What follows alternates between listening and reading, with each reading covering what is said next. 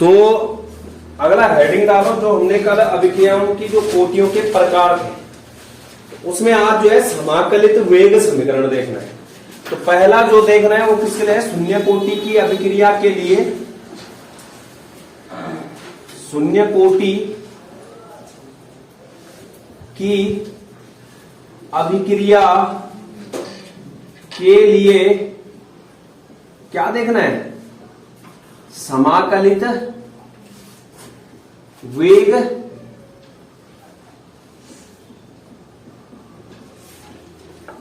समीकरण। समाकलित वेग समीकरण इंपॉर्टेंट है, सुन रहे हो?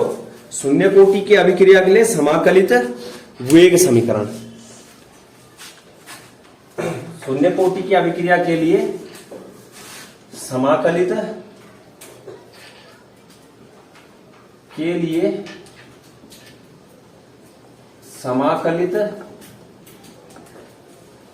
वेग समीकरण। कुछ नहीं है, आसान है, ठीक है। तो जिसको तात्क्षणिक दर आ जाती है, क्या आ जाती है? तात्क्षणिक दर, पीछे करवा रखा है, ठीक है, तो वो आसानी से कर देगा। और दूसरा जिसको जो है वेग नियम आ जाता है, वेग नियम की सहायता से क्या निकाल रहे थे हम? अभिक्रिया की कोटि, ठीक है। तो यहां पर देखना, समाकलित वेग समीकरण निकालना है शून्य कोटि की अभिक्रिया के लिए। तो शून्य कोटि की अभिक्रिया क्या होती थी? वे अभिक्रियाएं जिनके लिए जो वेग है वो अभिकारकों के सांद्रण पर निर्भर नहीं करता, ठीक है। दूसरी चीज क्या थी कि n का मान जो कुल कोटि आती थी वो कितनी आती थी? 0।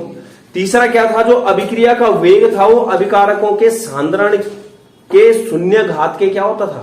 समानुपाती। मतलब अभिकारकों की सांद्रता पर यहां पर जो है अभिक्रिया का वेग निर्भर नहीं करता था, ठीक है।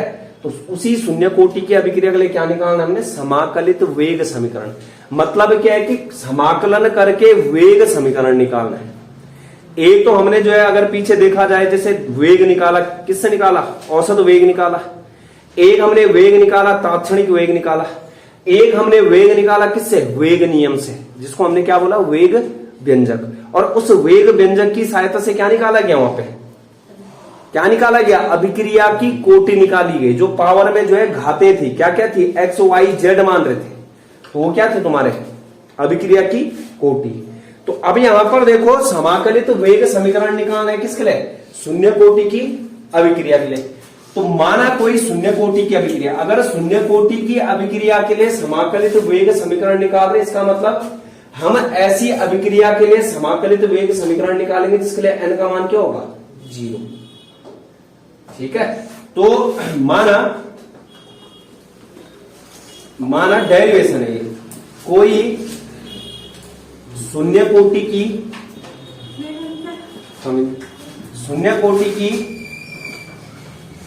अभिक्रिया, माना कोई शून्य कोटि की अभिक्रिया A गिब्स P है, A गिब्स P है, ठीक है। क्या है? A Gibbs P। तो मतलब यहां पर इसके लिए जो n का मान आएगा वो कितना आएगा? 0 आएगा। तो दूसरा देखना, एक ये हो गया, ये वाला पोर्शन।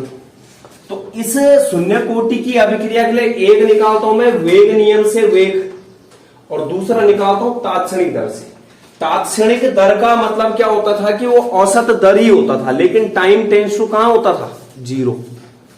तात्क्षणिक दर का मतलब एक सर्टेन क्षण में, जैसे ऐसे मान लो कि किसी क्षण बात कर रहा हूं मैं, सुन रहे हो? तो कहने का मतलब क्या है, यहां पर दो तरीकों से वेग निकाला जाएगा। उससे पहले क्या लिखना है कि मान लो जो अभिकारक A है, माना अभिकारक A की प्रारंभिक सांद्रता, मतलब माना अभिकारक A की t बराबर 0 पर प्रारंभिक सांद्रता। t बराबर 0 का मतलब समझ रहे हो? कि समय क्या है वहां पर अभी 0 है, अभी अभिक्रिया स्टार्ट ही हुई है। जब तो प्रारंभिक सांद्रता मान लो कितनी है, A0, कितनी है, A0। लेकिन कुछ समय गुजर जाने के बाद, जैसे हमने क्या करवा दी वहां पर अभिक्रिया, तो कुछ टाइम बाद जो अंतिम सांद्रण होगा, जिस टाइम पे हम चेक कर रहे हैं, तथा t बराबर कुछ समय पश्चात, कुछ समय बाद अभिकारक A का जो अंतिम सांद्रण होगा, किसका होगा, A का अंतिम सांद्रण, मान लो क्या है, A है, क्या है, A। मतलब प्रारंभिक मान कितना है, A0, अंतिम मान कितना है, A। ठीक है, t बराबर 0 पर सांद्रता कितनी है, A0, और t बराबर कुछ समय गुजर जाने के बाद क्या है, A है। ठीक है, अब यहां से क्या करना है कि हमें पता है, क्योंकि क्या है, अभिक्रिया जो है किस प्रकार की है, शून्य कोटि की है, क्योंकि या फिर क्योंकि अभिक्रिया शून्य कोटि की है, अभिक्रिया क्या है, शून्य कोटि की। तो यहां वेग व्यंजक निकालना है, किसके लिए, इसी अभिक्रिया के लिए। वेग व्यंजक से या वेग नियम से क्या निकालना है, वेग व्यंजक, क्या निकालना है, वेग व्यंजक। तो वेग व्यंजक में क्या होता है, वेग समानुपाती होता है, किसके, अभिकारकों के सांद्रण की घात पे। अब अभिकारक कौन है यहां पर, A, मतलब वेग समानुपाती आ जाएगा, A की पावर में क्या आएगा, x, जो कल तक कर रहे थे, पावर में क्या आ जाएगा, x। अब हमने यहां पर बोल दिया कि अभिक्रिया किस प्रकार की है, शून्य कोटि की, मतलब x का मान क्या हो जाएगा, शून्य। जैसे मैं ऐसे समानुपाती का चिन्ह हटाऊंगा तो वेग बराबर क्या आ जाएगा, k, वेग स्थिरांक, और a की पावर में क्या आ जाएगा, g।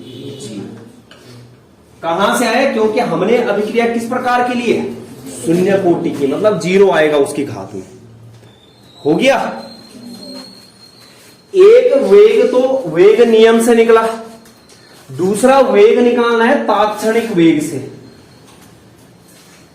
किससे निकालना है, तात्क्षणिक वेग, जहां पर हम डेल्टा की जगह क्या यूज करते थे, d, बस। तो दूसरा क्या है, इसको मान लो समीकरण 1, किसको, जो वेग नियम से वेग निकाला है। दूसरा तात्क्षणिक वेग से, तात्क्षणिक दर से। तात्क्षणिक दर में क्या होता है, मतलब औसत दर ही होती है, लेकिन t कितना होना चाहिए वहां पर, बहुत सूक्ष्म, बहुत कम समय के लिए। तो जब हम तात्क्षणिक दर से जो है इसके लिए वेग निकालने जाएंगे, तो वेग बराबर क्या आ जाएगा, माइनस लेते थे, क्या लिखते थे, d upon dt, d upon dt, और यहां पर किसकी सांद्रता आती थी, अभिकार। तो हमें ना अभी इसी का चाहिए, वेग नियम से ये आया, और तुम्हारा जो है वेग दर से क्या आ गया, ये निकल के आ गया, dA अपॉन dt। ठीक है, क्या निकल के आया, dA अपॉन dt। इसको मान लो समीकरण 2। अब खुद बताओ, समीकरण 1 और 2 से ये भी किसका मान है, वेग का। मान लो ये किसका मान है, वेग को मैं डिनोट कर रहा हूं रेट r से, और इसको भी किससे, r से। दोनों ही किसके मान है, वो r के, मतलब रेट, वेग दर बोलते हैं। ये भी वेग है, ये भी क्या है, वेग। जब दोनों ही मान समीकरण 1 में भी वेग का है और दूसरी में भी किसका है, वेग का, तो जो समीकरण 1 और 2 की जब हम तुलना करेंगे तो दोनों मान क्या जाएंगे, बराबर। समझ गए, अगर 1 बराबर है 2 के और 1 बराबर है 3 के, तो इसका मतलब 2 किसके बराबर होता है, 3 के। वेग बराबर है इसके, वेग बराबर है इसके, तो ये वाला मान किसके बराबर हो जाएगा, इसके। तो समीकरण इसके बाद लिखना समीकरण 1 तथा 2 से, ऊपर वाला हिस्सा लिख दिया, समीकरण 1 तथा 2 से, समीकरण 1 तथा 2 से।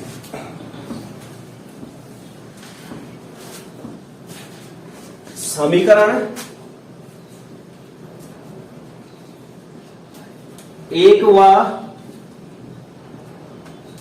2 से क्या निकल के आएगा, जो minus D A upon D T है वो बराबर हो जाएगा किसके, के ए की power 0 minus D A upon D T बराबर के ए की पावर 0, के ए की पावर 0 कुंडल के ए की पावर 0 हुआ। ये क्या आ गया, समीकरण 1 और 2 से। इसके बाद देखो इस समीकरण को सॉल्व करते हैं। किसी की पावर में जब 0 होता है तो उसका मान कितना होता है, 1। मतलब यहां से ए नोट क्या हो जाएगा, खत्म, क्योंकि ए की पावर 0 बराबर क्या होगा, 1। तो इसमें जब मैं रखूंगा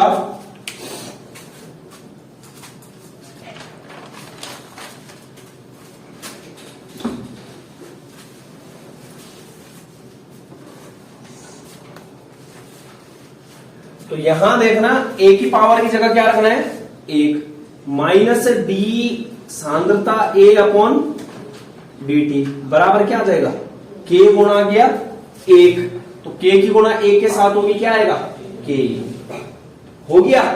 अब जो ये डी टी बटे में क्या है, बटे में डी टी, इस डी टी को जो है के के साथ ले जाओ, किसके साथ ले जाना है, के के साथ। तो ये हो जाएगा यहां पर minus D A upon D T बराबर के D T, sorry D T उधर ले जाओ, क्या हो जाएगा, D A minus D A बराबर क्या हो गया, के डी टी, और इसको मान लो समीकरण 3। क्या मान लो, समीकरण 3। अभी तक कुछ दिक्कत है किसी को तो बोलो।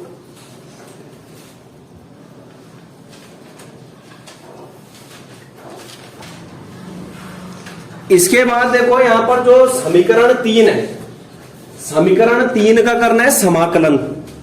क्या करना है, समाकलन। मिटाओ इसका नीचे, समीकरण 3 का समाकलन करने पर, क्योंकि हम कौन से प्रकार की समीकरण पढ़ने वाले, समाकलित वेग समीकरण, मतलब समाकलन की सहायता से क्या निकालना है, वेग निकालना है, आर का मान। तो अब देखना समीकरण 3 का समाकलन करने पर, अब थोड़ा ना देख लो यहां पर, जैसे समाकलन करना है तो समाकलन का चिन्ह देख लो, ये होता है समाकलन का चिन्ह, क्या होता है, ये चिन्ह किसका है, समाकलन। तो यहां पर एक सूत्र रख लो अपने पास की, जैसे समाकलन होगा dx का, तो इसका मान बराबर आता है समाकलन dx बराबर x प्लस i, जहां पर x तो ये वाला x है, मतलब समाकलन का मतलब क्या होता है कि बहुत सारी छोटी छोटी इकाइयों को जोड़ करके एक बड़ी इकाई बनाना है, योग होता है समाकलन का मतलब। अवकलन का मतलब क्या कि कुछ बड़ी चीज दे रखी है, उसको क्या करना है, छोटे छोटे हिस्सों में तोड़ना है। समाकलन का उल्टा क्या होता है, अवकलन। तो मतलब यहां पर ये जैसे ही इस dx के आगे ये वाला चिन्ह आ गया, d का मतलब तो पता है डिफरेंशिएशन, इस d के आगे जैसे ही ये समाकलन का चिन्ह आ गया तो समाकलन उल्टा होता है किसका, d का। कई लोग बोलते हैं कि d को कौन काट देता है, समाकलन का चिन्ह, क्योंकि समाकलन को उल्टा क्या है, अवकलन। तो यहां पर ये d से क्या कट जाएगा, समाकलन का चिन्ह, और क्या बच जाएगा आगे, x। तो कहने का मतलब क्या है कि यहां पर एक्चुअल में क्या है कि बहुत सारे dx को जोड़ करके जोड़ करके क्या बना दिया है x।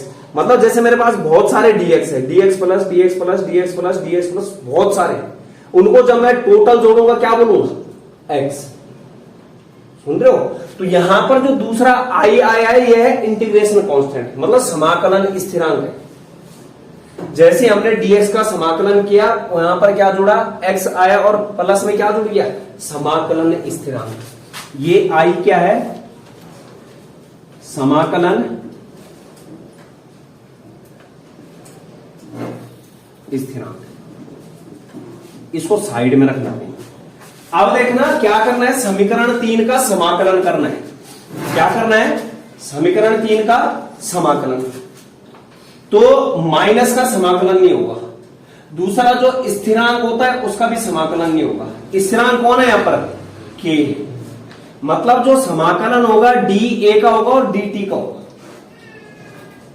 माइनस समाकलन किसका dA हो गया, बराबर k कहां आ जाएगा बाहर, क्योंकि इसका समाकलन नहीं होता, वो क्या है तुम्हारा स्थिरांक, और dt। अब यही वाला फॉर्मूला लगाना है। यहां पर देखो d है, यहां पर क्या है d, यहां पर भी क्या है d, यहां पर कौन है आगे x, यहां पर x की जगह पे कौन बैठा है a। तो जब dx समाकलन बराबर x आ रहा है तो समाकलन dA बराबर क्या आ जाएगा a, मतलब ये d से क्या कट जाएगा समाकलन, यही याद रखना है। तो इसको जब सॉल्व करोगे तो क्या आ जाएगा माइनस a, माइनस का नहीं हुआ, माइनस जो जैसे था, बराबर k, जैसे वहां पर dx का समाकलन x हुआ ऐसे ही dt का समाकलन क्या हो जाएगा t, k t, और प्लस में क्या जुड़ जाएगा i, जो कि क्या है समाकलन स्थिरांक, जो कि क्या है हमारा समाकलन स्थिरांक। तो इसको नोट करो जरा, और इसको मान लो समीकरण 4। हो गया इतना?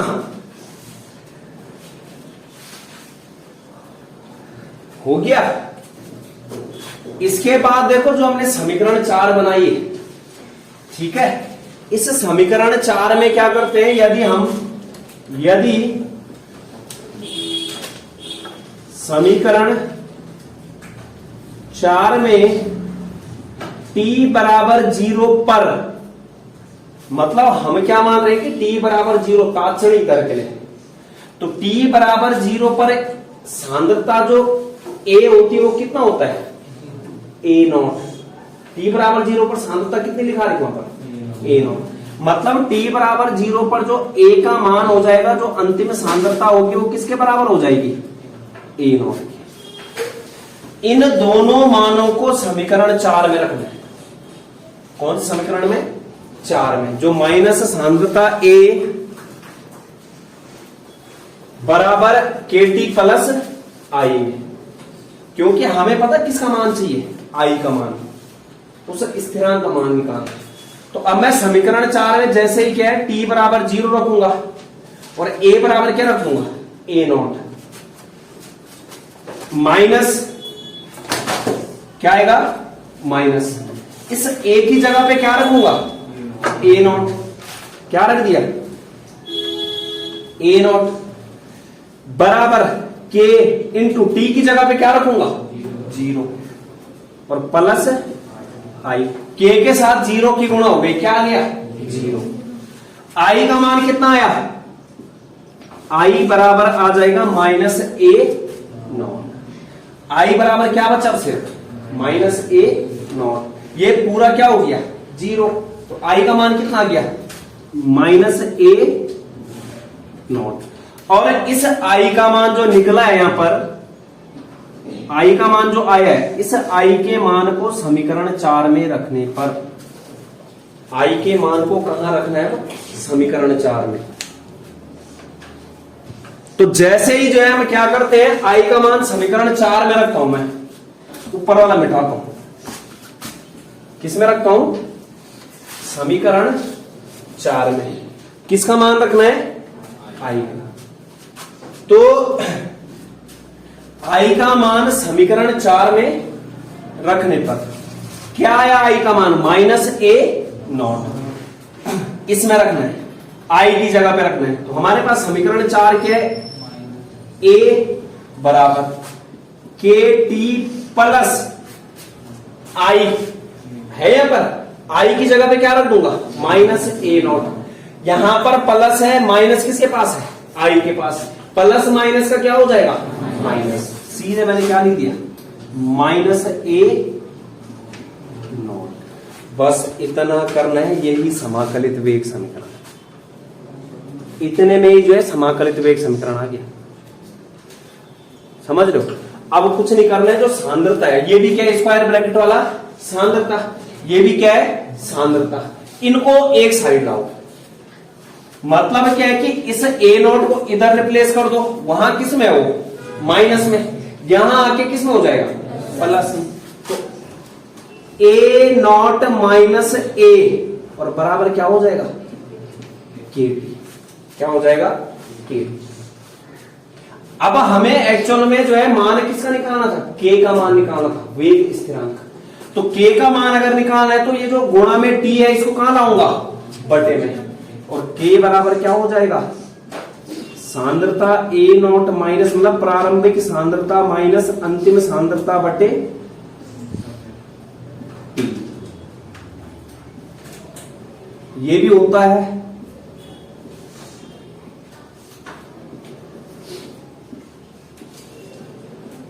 ये तीनों, जिसको आगे नहीं करना यहां तक भी लिख देगा, पूरा नंबर है। जैसे ही हमने आई का मान कहां रखा? समीकरण 4 में।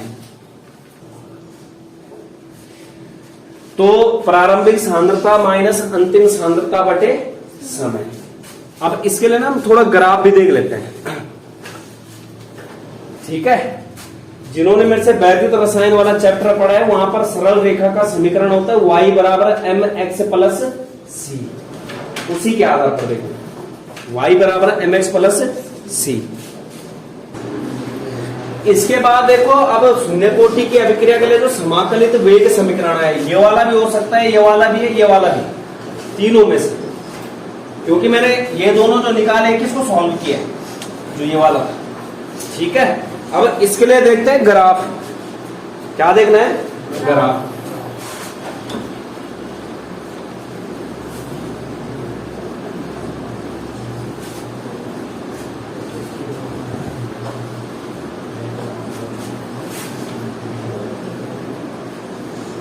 इस समीकरण को रख रहा हूं मैं फिलहाल। इस समीकरण में क्या करना है? माइनस की गुणा कर दो। इस वाले समीकरण में किसकी गुणा करनी है? माइनस की। जो मेरा जब मैंने i बराबर -a0 का मान समीकरण 4 में रखा था, तो ये मान आया था। तो इस समीकरण को क्या बोल रहा हूं मैं? क्या कर दो? माइनस की गुणा कर दो। इसमें मैं इस पूरे में माइनस की गुणा करूंगा। माइनस माइनस का क्या हो जाएगा? प्लस। इसमें माइनस की गुणा करनी, तो माइनस माइनस का a बराबर इसमें क्या आ जाएगा? Minus kt। और यहां पर क्या हो जाएगा?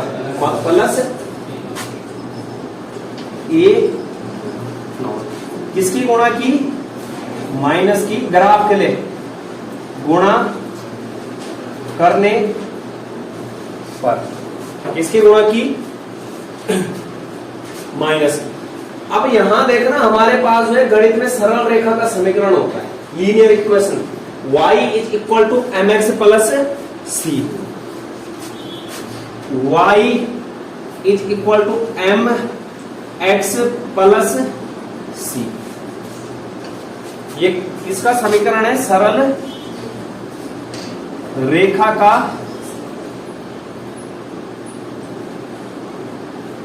समीकरण। यहां देखना, जो y में होगा, y एक्सिस में क्या होगा? सांद्रता a। ये क्या है? y और x है अक्ष। ये क्या है? y अक्ष। ये क्या है? x अक्ष। m क्या है यहां पर? ढाल, या फिर क्या बोलते हैं इसको? परवणता, ठीक है? और जो c है वो प्रतिच्छेदन बिंदु है। c क्या है?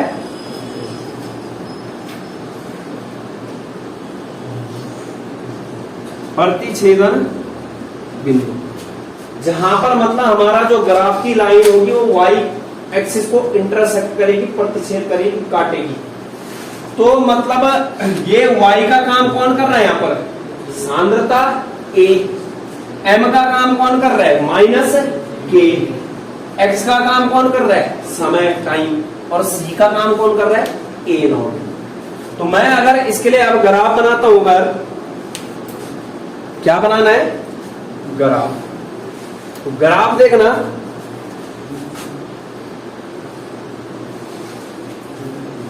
ये वाई एक्सिस है, ये क्या है?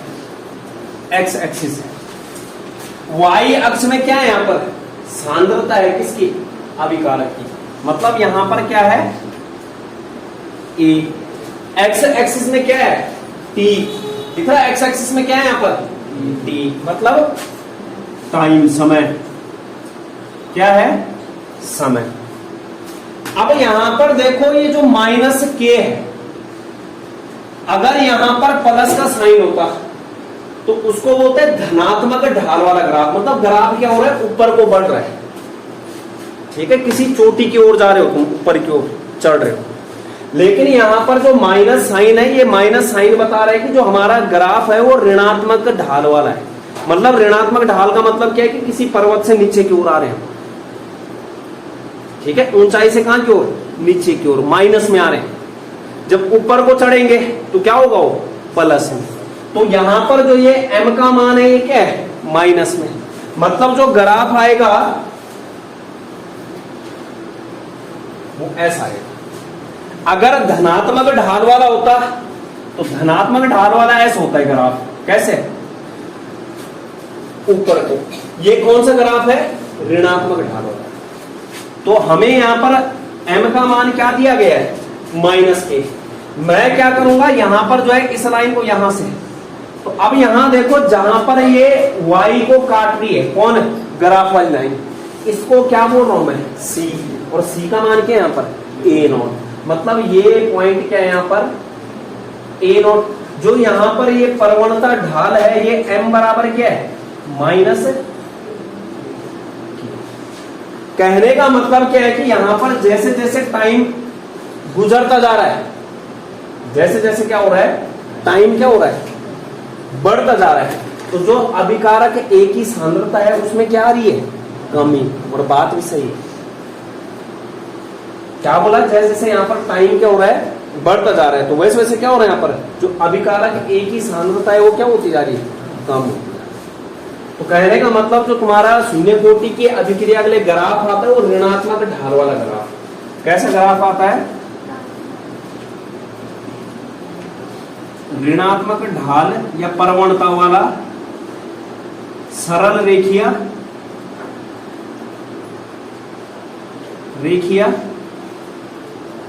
ग्राफ।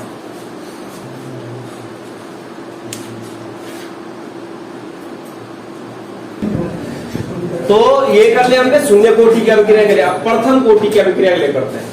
ठीक है, जितना भी हो पाएगा।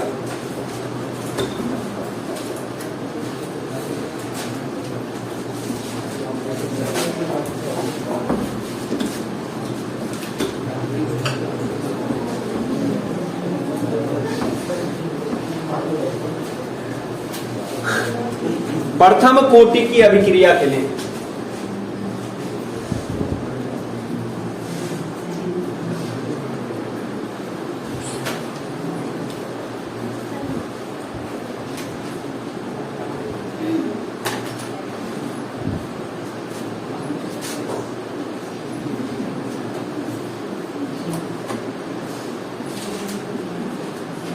समाकलित वेग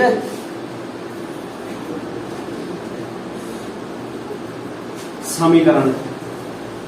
प्रथम कोटि की अभिक्रिया के लिए क्या निकालना है? समाकलित वेग समीकरण। तो प्रथम कोटि की अभिक्रियाएं वे अभिक्रियाएं होती है जिनका वेग अभिकारकों की सांद्रता के कौन सी घात पर निर्भर करता है? प्रथम घात पर।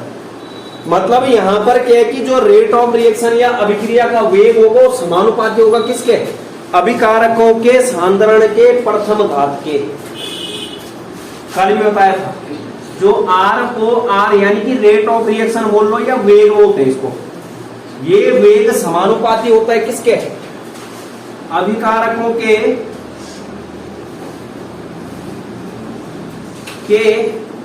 सांद्रण की प्रथम घात के, मतलब n का मान क्या आता है यहाँ पे 1, n का मान क्या आता है 1, जो अभिक्रिया की कोटियां। तो यहां पर देखो समाकलित वेग समीकरण के लिए जैसे हमने वहां पर किया था, किसमें, शून्य कोटि की अभिक्रिया में, सेम करना है जैसे किसमें किया था, शून्य कोटि की अभिक्रिया में। मान लेना वहां पर हम किस प्रकार की कोटि की अभिक्रिया की बात कर रहे थे, शून्य। यहां पर कौन सी कोटि है, प्रथम। वहां पर माना कोई शून्य कोटि की अभिक्रिया थी, यहां पर क्या होगी, माना कोई प्रथम कोटि की अभिक्रिया, माना कोई प्रथम कोटि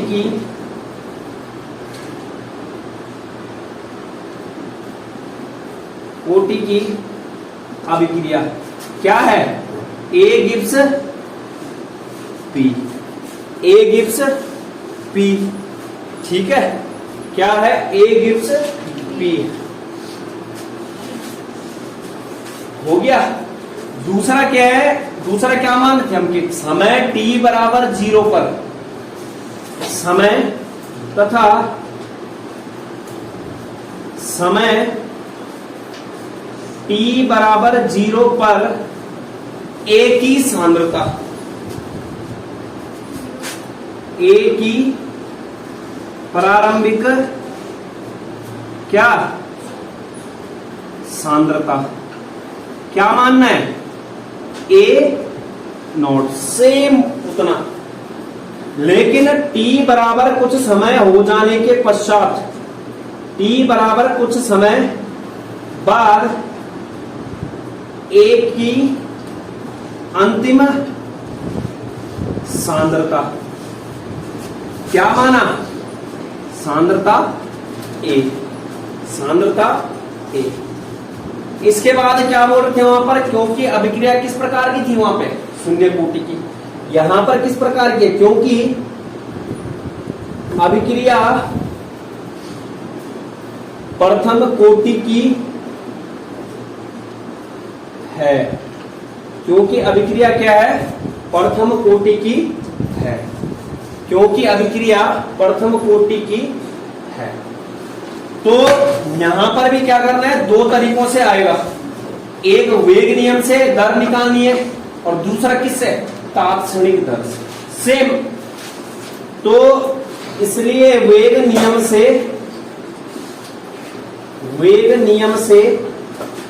वेग व्यंजक क्या आएगा, आर जो दर है या जो वेग है, वेग समानुपाती हो जाएगा किसके, सांद्रता A, और पावर में क्या लिखूंगा, x। लेकिन यहां पर x का मान क्या है, 1। अभिक्रिया कौन सी कोटि की है, प्रथम कोटि। तो वेग बराबर क्या आ जाएगा, यहां से समानुपाती का चिन्ह हटा, क्या लगा, वेग स्थिरांक। क्या होगा वेग स्थिरांक, k, और a की पावर में क्या आ जाएगा, 1। इसको मान लो समीकरण 1। सेम चल रहे हैं हम अभी तक। दूसरा वेग निकल के आएगा किससे, तात्क्षणिक वेग से। किससे निकल के आएगा, तात्क्षणिक वेग से वेग बराबर minus D upon D T, सांद्रता A। इसको क्या मान लो, समीकरण 2। क्या मान लो, समीकरण 2 हो गया, समीकरण 2। समीकरण 1 में भी किसका मान है, वेग का, समीकरण 2 में भी किसका मान है, वेग का। तो जब दोनों ही मान वेग के, जो वो दोनों मान है वो क्या हो जाएंगे, एक दूसरे के बराबर। मतलब समीकरण 1 तथा 2 से, समीकरण 1 व 2 से जो minus D A upon D T है वो बराबर किसके हो जाएगा, के सांद्रता A के। के सांद्रता एक है। तो अब यहां पर देखो ये ए की पावर में क्या था, एक, इसलिए मैंने यहां पर एक नहीं लिखा है, मतलब वही है वो। ठीक है, इसके बाद देखो जो ये समीकरण आया है किस किस से, वेग नियम से और तात्क्षणिक दर से, जो एक जैसे हैं, जैसे ए वाला है वो एक ही साइड लाओ और dt को हम क्या करते हैं उधर ले जाते हैं, मतलब जो ए है यहां पर इसको कहां लाओ, इसके बटे में, क्योंकि यहां पर किस में है ये गुणा में, और ये dt कहां चला जाएगा आगे गुणा में, मतलब ए की जगह पे dt आ जाएगा, dt की जगह पे ए आ जाएगा। तो आगे जब मैं यहां पर ऊपर वाला हिस्सा लिख दिया, यहां पर लिख देता हूं, ये क्या हो जाएगा, माइनस डी ए अपॉन सांद्रता ए और बराबर के dt। इसको मान लो समीकरण 3, इसको क्या मान लो, समीकरण 3।